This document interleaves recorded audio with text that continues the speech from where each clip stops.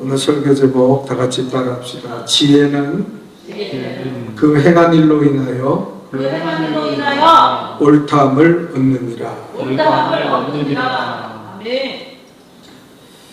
소통이 되지 않는 것에 대해서 예수님은 답답해 하신다 그랬죠.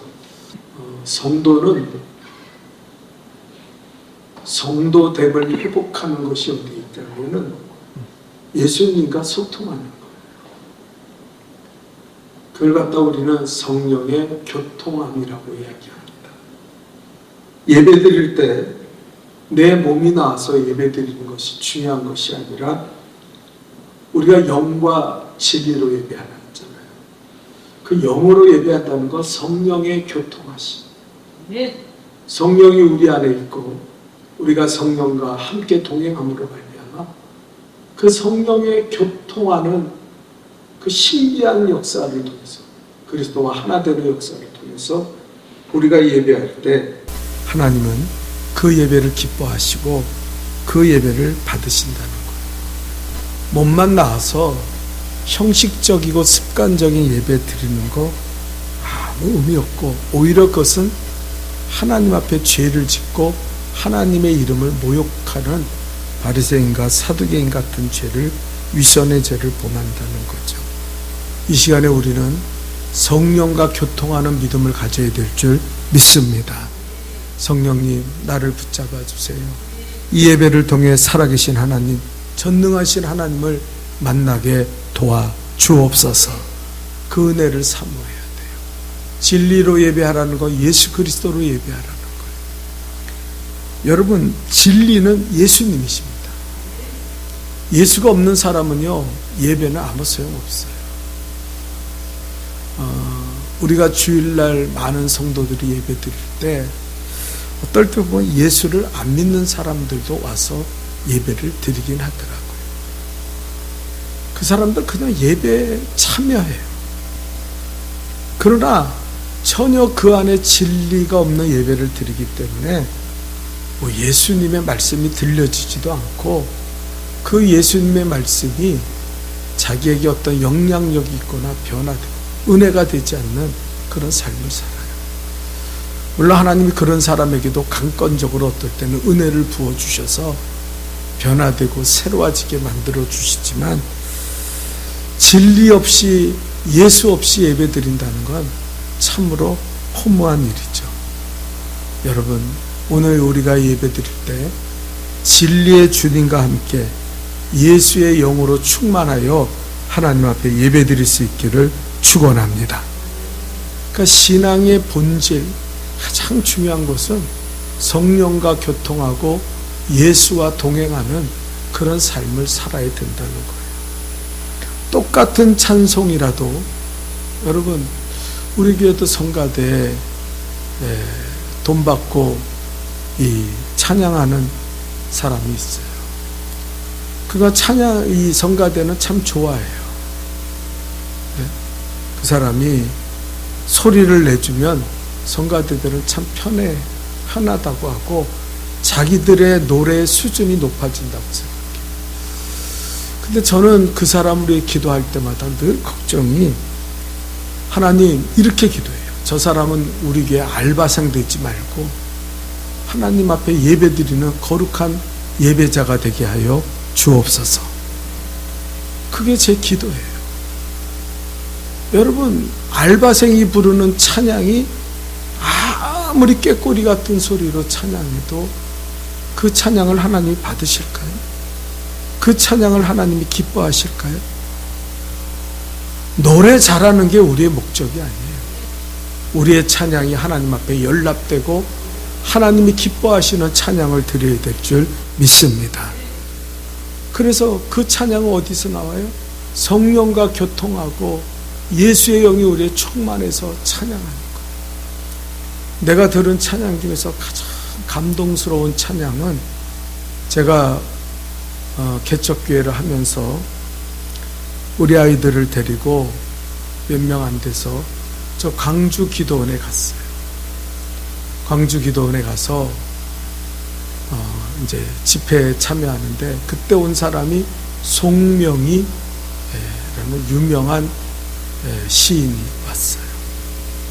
이 사람은 몸이 뒤틀려 있어서 휠체어에 앉아있는데 앉아있는 것도 불편하고 누워있는 것도 불편하고 온몸을 어떻게 할 수가 없어요. 그런데 이 송명희 시인이 어머니가 이제 옆에서 그를 데리고 다니는데 말도 제대로 안 되죠. 뭐라고 그런지 어떨 때는 무슨 소리 하는지 잘 몰라요. 근데 자기는 하나님을 찬양하고 싶다는 거예요. 너무너무 하나님을 찬양하고 싶다는 거예요. 그래서 자기가 말씀을 집회를 하고 나서 나는 이 자리에서 지금 하나님을 찬양하고 싶다고. 그러면서 휠체어에 앉아서 말도 안 되는 율동을 하면서 무슨 찬양을 드리는지 모르는데 막 하나님 앞에 이러면서 찬양을 하는 거예요. 저와 우리 학생들이요 다 울었어요. 얼마나 성령의 그 감동이 몰려오는지. 세상에 저렇게 아름다운 찬양이 어디 있을까? 여러분, 박자도 안 맞아요. 그 목소리가 무슨 말을 하는지도 정확히 들려지지 않아요. 그런데 그 찬양은 그 자리에 참여한 모든 아이들에게 감동을 주는 찬양이었어요. 하나님이 영광을 받으시고 마치 천사가 막 내려오는 것 같은 찬양을 드리는 거예요. 너무너무 제가 은혜를 받았어요. 그래, 저게 찬양이지. 예수와 완전히 교통하고 성령의 기름 부음을 통해서 하나님 앞에 율동하며 찬양하는 저 여자, 저 송명희 시인의 저 찬양이 하나님의 찬양, 하나님이 기뻐하는 찬양이지. 여러분, 우리는 사지가 멸종하죠. 우리는 그 송명희 시인처럼 장애를 갖고 있지 않죠. 그런데 어떨 때는 우리의 찬양은 전혀 하나님이 받지 않는 찬양을 할 때가 있어요. 왜요? 성령이 떠나가고 예수가 떠나가고 예수 없는 찬양을 목소리로 하는 거예요. 그래서 제가 기도해요. 하나님, 저 청년이 언젠가는 은혜 받아서 돈 몇 푼 받는 알바생으로 교회에 앉아있지 말고 하나님을 예배하는 자로 우리와 함께 예배하게 도와주옵소서. 저는 그런 기도를 그 분을 위해서 기도해요. 여러분, 교통함이 있어야 돼요. 오늘 성경은 뭐라고 이야기합니까? 우리가 한번 다시 읽어볼까요? 자, 16절을 읽어봅시다. 16절을 다 같이 읽어보고 시작. 이 세대를 무엇으로 비유할까? 비유하건대 아이들이 장터에 앉아 제 동물을 불러. 17절 또 읽어봅니다. 시작. 이르되 우리가 너희를 향하여 피리를 불어도 너희가 춤을 추지 않고 우리가 슬퍼 울어도 너희가 가슴을 치지 아니하였다 함과 같도다.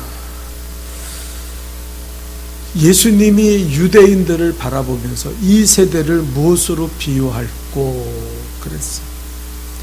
비유할 이 세대를 어떻게 진단할까 하는 거예요.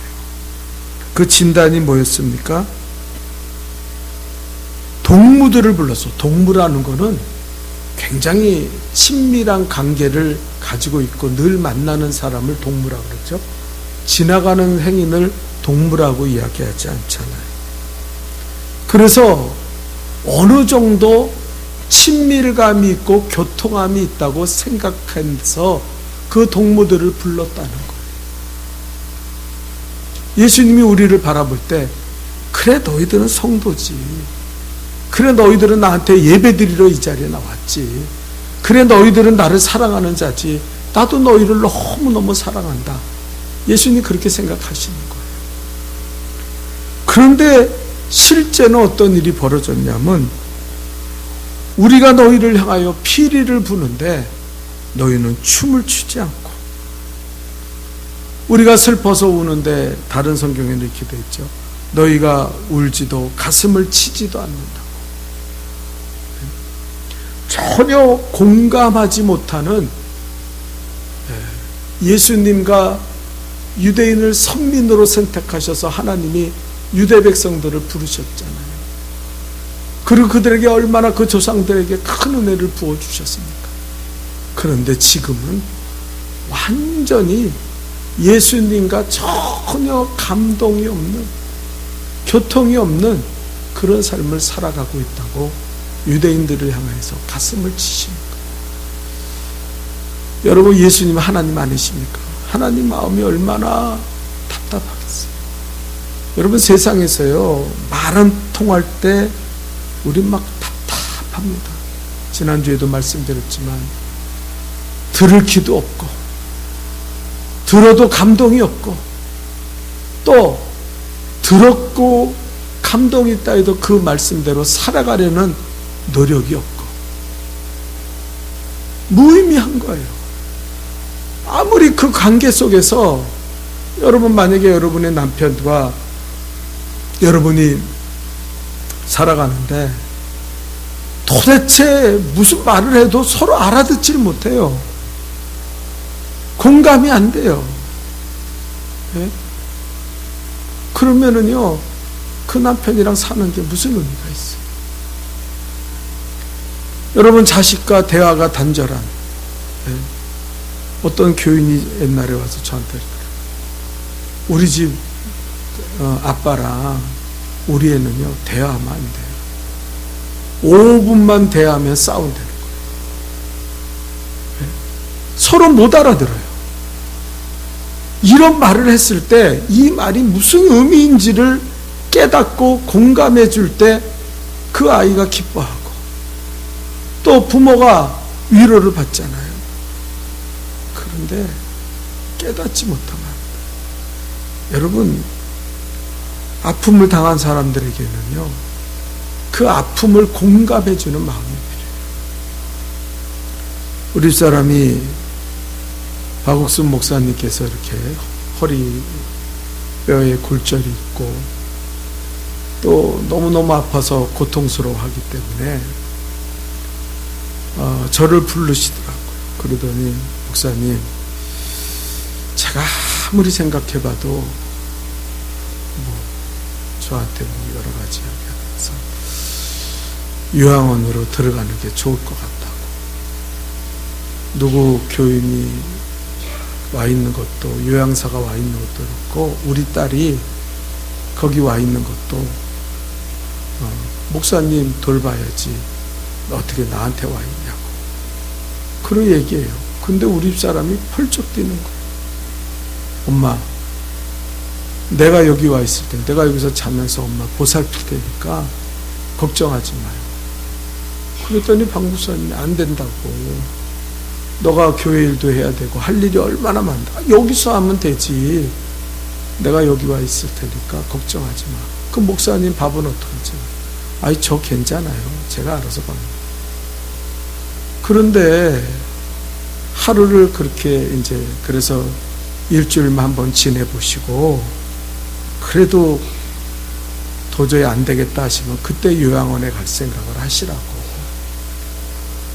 그래서 이제 겨우 설득해서 우리 사람이 이제 거기 어머니 집에서 박 목사님 돌보고 있는 거예요. 근데 그 다음날 저를 만났는데 눈이 퉁퉁 부어왔어요. 그래서 왜 이렇게 눈이 벗냐 그랬더니, 박 목사님이 잠을 못 자고 아프다고, 너무너무 뼈가 부러졌으니 지금 수술도 안 된대요. 연세가 많고 염증이 많아서. 그래서 그냥 저절로 붓도록 해야 돼요. 얼마나 아프겠어요. 그래서 막 아프다 그러니까 옆에서 보기가 너무 안쓰러워서 밤새 울었다는 거예요.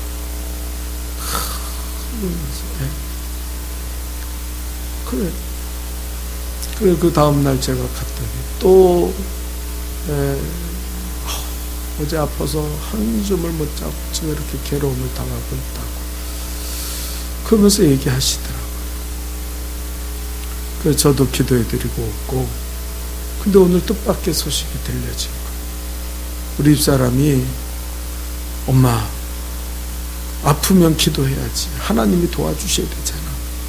그래서 그 손을 확 붙잡고 하나님 앞에 막 울면서 부르짖어서 기도하고, 박 목사님도 울면서 기도하고 기도했다는 거예요.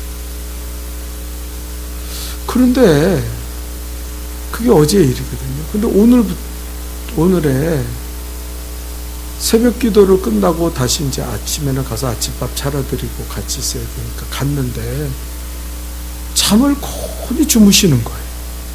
잠을 못 자고 계속 깨어나고 화장실 데려달라고 그러는데, 근데 잠을 잘 주무시고 그러더니 일어나시더니 나 이제 하나도 안 아프다고. 나 이제 하나도 안 아프다고. 어제까지 그렇게 고통스러워 하시던 분이 나 하나도 안 아프다고. 통증이 싹 사라졌다고. 이상하다고. 그러면서 화장실도 제 발로 갔다 오시고, 그러면서 우리 집사람한테 야, 너 집에 갔다 와라. 이제 엄마 괜찮아. 엄마 혼자 움직이고 아프지도 않고 잠자도 푹 잔다. 걱정하지 마라. 기적이 일어났어요. 예? 그래가지고 정말 하나님의 사랑. 그 제가요, 우리 집사람이 그 이야기를 하길래 제가 그런 생각을 했어요. 사람이 사람의 아픔에 대해서도 이렇게 교통하며 간절한 마음을 가지고 기도하니까 하나님이 역사하시는구나. 예? 우리는 좀 이런 것들을 회복해야 돼요. 여러분, 우리가 만나는 많은 사람들이 있잖아요. 근데 우리는 어떨 때 보면, 저도 목사지만 너무 위선되고 거짓되게 만나요. 그 사람과 전혀 공감하지 못하는 그런 만남을 가지고서, 그게 가족 간에 그런 일이 생기면요, 그 가족은 참 불행해지는 거예요. 맨날 싸우고 다툴 수밖에 없어요. 여러분, 제가 그래서 우리 집사람이 그렇게 어머니를 치유하는 것을 보면서 느낀 게 그거예요. 그래, 예수 안 믿는 사람들한테 우리가 접근할 때, 특별히 가족 중에 예수 안 믿는 사람이 있을 때, 우리가 이렇게 정말 긍휼히 여기는 마음, 예수님의 마음을 가지고 그 사람들을 붙잡고 간절히 기도하면 그들이 감동하지 않겠어요? 하나님이 역사하지 않겠어요? 여러분, 가족이 변화되어 인가기도 된다는 게 얼마나 힘들어요. 근데 그 역사는요, 어떻게 일어나냐? 공감. 여기 셀 리더들 있죠. 여기 교육자 있죠. 그리고 여기 있죠. 여러분, 정말 성도 한 사람 한 사람을 공감하는, 그래서 그들을 위해서 정말 그들의 아픔을 공감하고 그들의 소원을 공감하면서 같이 슬퍼하고 기뻐하며 우리가 그들을 위해 기도하면요, 교회는 놀라운 하나님의 역사가 나타나게 될 줄 믿습니다. 오늘 성경이 말하는 거예요. 이 세대가 무엇이냐? 피리를 불어도 춤을 추지, 전혀 교통함이 없어요. 여러분, 그냥 교회 다니면서 지나가면서 안녕하세요, 잘 지냈어요. 그게 무슨 의미가 있습니까? 네? 정말 셀 가운데 가족같이 돼서 서로의 눈물로 기도하고, 그 사람의 아픔이 있으면 껴안아주고 그 사람과 공감하고 그렇게 기도해야 되죠. 그래서 제가 오늘 새벽에도 기도할 때 이 자리에서 일어나서 간절히 하나님 앞에 우리 성도들의 이름을 불러가면서, 하나님, 공감하며 사랑하며 진실되게 하나님 앞에 기도하게 도와주옵소서. 하나님 아버지, 하나님, 그렇게 하나님, 이 사람이 슬퍼하는데 가슴을 치지도 않고 옆에서 아이고 그래, 저 사람 어려움이 있구나, 그래가지고는요, 하나님의 살아계신 역사가 우리 안에 일어나지 않는다는 거예요. 그래서 주님은 오늘 말씀하시는 거예요. 이게 이렇게 반응이 없고, 여러분, 제가 여러분한테 잘하는 말이 뭡니까? 아멘 하라 그러잖아요. 아멘입니까? 아멘을 크게 하세요. 아멘. 근데 목사가 왜 그래요? 답답해서 그러는 거예요. 성도들이 도대체 지금 내가 설교하고 있는데 이 말씀이 저들의 심령에 들어가고 있는가? 저들이 과연 이 말씀을 붙잡고 있는가? 거기에 대해 답답함을 느끼니까 저도 모르게 아멘입니까? 아멘 하세요. 아니 더 크게 아멘 하세요. 네? 그럼 어떤 사람 막 짜증이 나. 왜 자꾸 아멘 하라 그래? 은혜가 돼야 아멘 하지. 네? 우리가 이런 세대를 만들면 안 돼. 더 나가서 중요한 이야기가 있어요. 18절에 보니까 요한이 와서 먹지도 않고 마시지도 아니하며 그들이 말하기를 귀신 들렸다 하더니 인자가 와서 먹고 마시며 말하기를 보라 먹기를 탐하며 포도주를 즐기는 사람이요 세리와 죄인들의 친구로다 하니. 네? 여러분 답답한 거 아니에요? 이제는 어디까지 가냐면은 다 싫어요. 다 싫어요. 그러면 이제 완전히 관계성이 파괴돼요. 여러분 요한이 먹지도 마시지 않고 약대 털 옷을 입고 메뚜기와 석청을 가지면서 지팡이를 들고 유대인들한테 이 독사의 자식들아 회개하라. 이미 도끼가 나무 뿌리에 놓여 있으니 열매 맺지 않는 나무마다 찍어 불쏘시개로 갈 것이다. 그러니까요, 얼마나 그 말씀이 무섭습니까? 그래서 어떤 사람들은요, 야 400년 동안 이 이스라엘에 선지자가 없었는데 이제야 요한 같은 선지자가 나타나서 저렇게 우리에게 회개를 이야기하는구나. 그런 사람들도 있었지만 어떤 사람들은요, 아유 왜 저러고 살아? 왜 광야에서 집 놔두고 저기서 저렇게 메뚜기 석청 꿀 먹으면서 저기서 저렇게 왜 소리를 버럭버럭 질러대고 살아? 저 귀신 들렸어. 저거 미친놈이야. 그런 사람들이 생겨나는 거예요.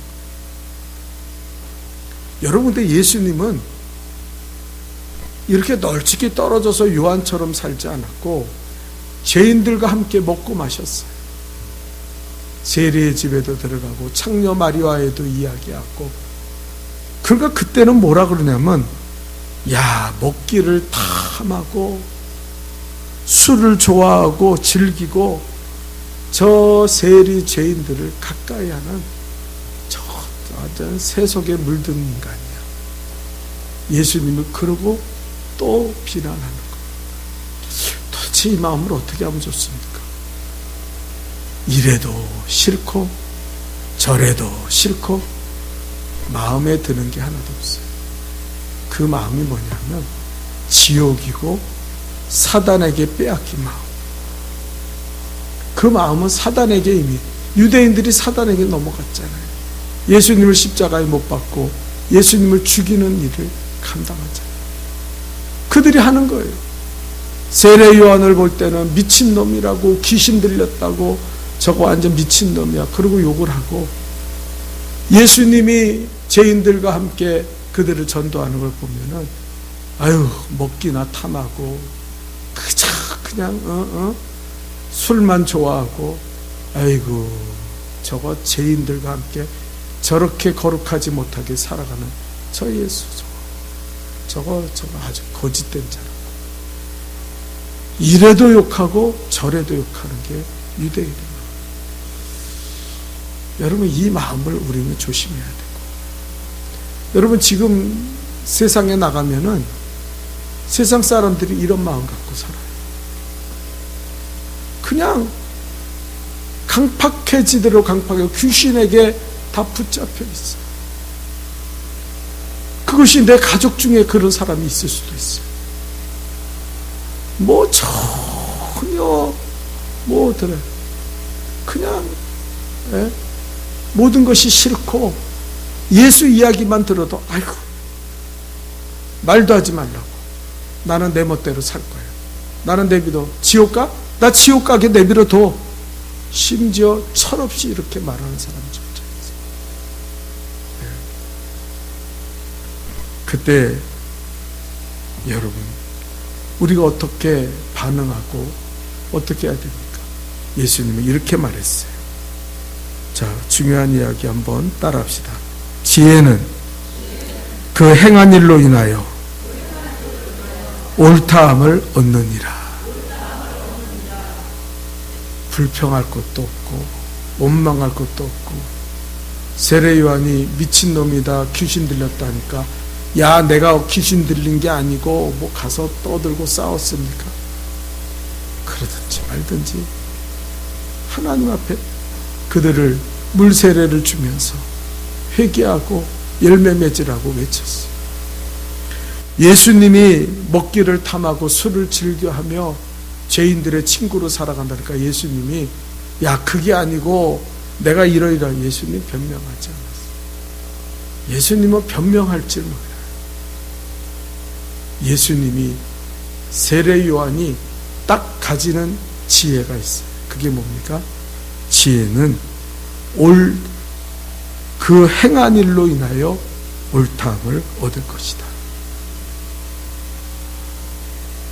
세례 요한이 널찍히 광야에 가서 메뚜기와 석청을 먹고 약대 그 털옷을 입고, 그리고 사람들하여 이 독사의 자식들아 하면서 외친 이유는 뭐예요? 하나님이 그에게 그 일을 하도록 만드신 거예요. 그래서 그냥 하는 거예요. 여러분, 우리가 새벽에 이사야와 에레미야를 읽는데 지금 성경 통해 이사야도 똑같은 거예요. 벌거벗고 다니니까 사람들이 저건 미쳤나? 왜 저렇게 거리를 벌거벗고 다녀?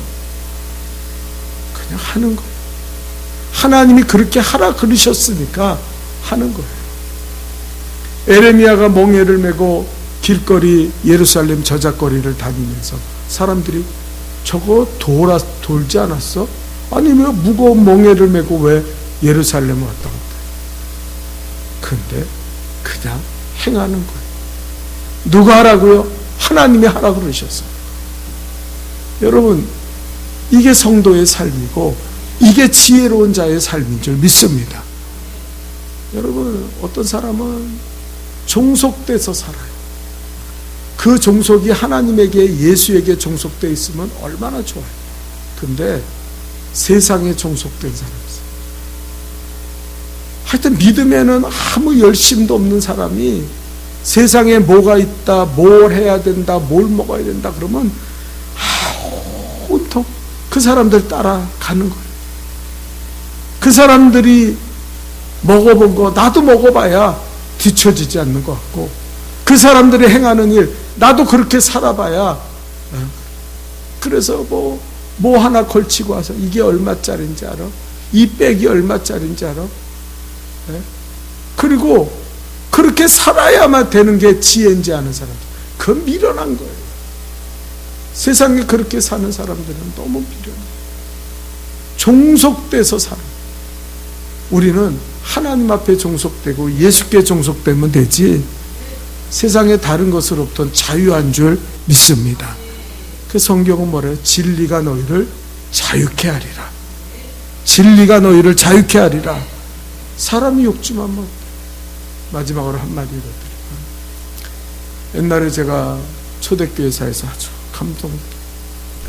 그 교회 시골에 번듯한 교회 목사님이 목회를 하시는데, 사모님이 일찍 돌아가셨어요. 그래서 교인들이 목사님 식사 대접하고 방 청소하고 그래야 되니까, 옛날에는 식모가 있었잖아요. 젊은 여자애를 그 집에 들여서 목사님을 좀 돌보게 하려고. 옛날에는 너무 가난하니까 밥만 먹여줬고 돈 몇 푼 받으면 그렇게 그 집에서 일하는 애들이 있었어요. 근데 한 1, 2년 일하다 보니까 이 애가 배가 불러오고 임신이 된 거예요. 그러니까 얘가 임신이 되고 배가 불러오니까 사람들이 다 알게 됐어요. 말하기 좋아하는 사람이 목사님의 죄를 겁탈해서 저렇게 임신시켰나 보다. 아이고, 어떻게 주의 종이 저 짓을 해. 저러고도 설교가 나와? 욕을 그렇게 되는 거야. 근데 그 여자애가 어느 날 도망갔어요. 임신한 채로. 그러니까 목사가 임신시켜서 내쫓아 버렸다고 막 욕을 하면서 저런 목사가 여기 있으면 안 된다고 그래서 교인들이 결의를 해서 목사님을 내쫓아 버렸어요. 그리고 새로운 목사님을 모시고 왔는데 그 목사님이 온 지 한 주밖에 안 됐는데 그 여자애가 돌아왔어요. 그리고 그 여자애가 이야기합니다. 그 동네 젊은 남자랑 눈이 맞아서 내가 이렇게 임신하게 됐는데 사람들이 하도 자기한테 돌을 던질 것 같고 미혼모라고 막 욕할 것 같고 남자애는 도망가 버렸고 그래서 자기도 도망갔는데 배부른 이 애를 누가 받아주겠어요. 그래서 견디다 못해 한 주간 동안 있다가 다시 돌아왔다는 거예요. 그거 교인들이 깜짝 놀란 거예요. 목사님이 그랬다고 자기네들은 결정하고 목사를 내어 쫓아냅니다. 그래서 그 목사님이 데려다가 이야기, 왜 그렇게 얘기 안 하셨냐고 그랬더니 그 여자애가 임신한 것도 불쌍한데 남자랑 눈 맞아서 그래서 미혼모가 되고 그리고 남자애는 도망가서 살 길이 없는데 내가 그걸 까발리고 내가 안 그랬다고 내가 저 애 임신 안 시켰다고 그렇게 얘기한들 걔한테 무슨 유익이 되겠냐고 자기는 아무 말도 할 수 없었다는 거예요.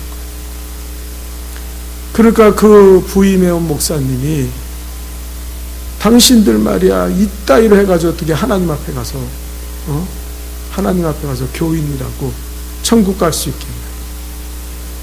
나는 사임할 테니까 나는 돌아갈 테니까 이 목사님 다시 모시라고. 이렇게 훌륭한 목사님 모시고 그래서 그 다음부터는요 그 교회 그 목사님이 성자가 됐어요. 그 말씀이 그전과 달라진 게 없는데 교인들의 존경심이 우러나오고 자기들이 그런 목사님을 욕하고 막 그냥 하고 그리고 내쫓아버린 그 죄 때문에 그렇게 지혜는요 행한 일로 인하여 옳다함을 얻는 거예요. 떠들어대고 싸워대고 변명하고 막 잘못하는 것도 남한테 떠밀고. 저는 목회 30년 하면서 느끼는 게 뭐냐면 교인들이 교회 나갈 때는 목사를 욕하더라고요. 근데 왜 이렇게 없는 얘기를 하는지 몰라요. 그냥 싫으면 싫다 그러고 나가면 되잖아요. 그런데 이상한 얘기들을 해요. 그런 일을 뭐 한두 해 겪는 게 아니라 매번 겪고 있어요. 뭐 목사가 자기를 욕하고 다녔다. 목사가 자기를 때렸다는 사람도 있고. 제가 누굴 때립니까? 목사가 말이야 내 욕하고 다녔다고. 그 설교하는 게 다 나한테 까는 설교한 거라고. 말도 안 되는 이유를 다 갖다 거짓되게 붙이고 그래야 자기가 의로워지는지 알아요. 그런데 제가 한 번도 그런 일에 대해서 변명하고 싸우고 다퉈본 적이 없어요. 왜요? 하나님은 아시니까. 하나님 앞에 가서 옳다함을 인정받으면 되지. 그 거짓된 자들이 그렇게 떠들어대는 거 자기 죄 자기가 받지. 그걸 뭐 성도들 앞에 나는 그러지 않았는데 저 사람 저거 못돼 처먹어가지고 저거 아주 막 그러면은요 그게 무슨 소용이 있습니까? 하나님이 아시고 하나님이 판단하시고 하나님이 보응하시면 되는 거예요. 여러분, 우리가 하나님과 교통합시다. 은혜의 사람 되시기를 축원합니다. 그리고 또 다른 사람과 교통하고 사랑하는 마음 가지고 서로 기도하는 우리 복된 교회, 서로 정말 교통하는 마음으로 충만한 교회 되기를 원합니다. 그리고 하나님, 우리는 하나님 앞에 옳다함을 인정받으면 돼요. 변명하고 싸우고 다툴 필요 없습니다. 하나님, 우리의 행위를 아시오니 선악간에 판단하여 주옵소서. 기도합시다. 하나님 아버지, 정직하게 믿음으로 살게 도와주옵소서. 내 잘못을 남에게 떠넘기고 자기를 변명하며 거짓된 삶을 살다가 하나님 앞에 섰을 때 아버지 심판받고 책망받는 인생 되지 않도록 도와주옵소서. 우리 교회가 서로 그리스도 안에서, 주 안에서 교통하는 교회가 되기를 원합니다. 말씀을 들어도 깨닫지 못하고 예배를 드려도 하나님의 살아계심을 경험하지 못하는 죽은 심령 되지 않게 도와주시고, 말씀으로 교통하고 말씀으로 회개하고 그 말씀이 들려지는 거룩한 삶을 살아가고 성도들 가운데서 기뻐하는 자와 함께 기뻐하고 우는 자와 함께 울 수 있는 그런 사랑의 교회가 되게 도와주옵소서. 우리 가정의 가족 간에도 안 믿는 자들을 불쌍히 여기며 믿음 없는 자들을 위해 눈물로 기도하며 그들의 심령을 변화시켜서 하나님 마음에 감동을 일으키는 성도들의 기도가 되게 도와주옵소서. 예수님의 이름으로 기도하옵나이다. 아멘. 하늘에 계신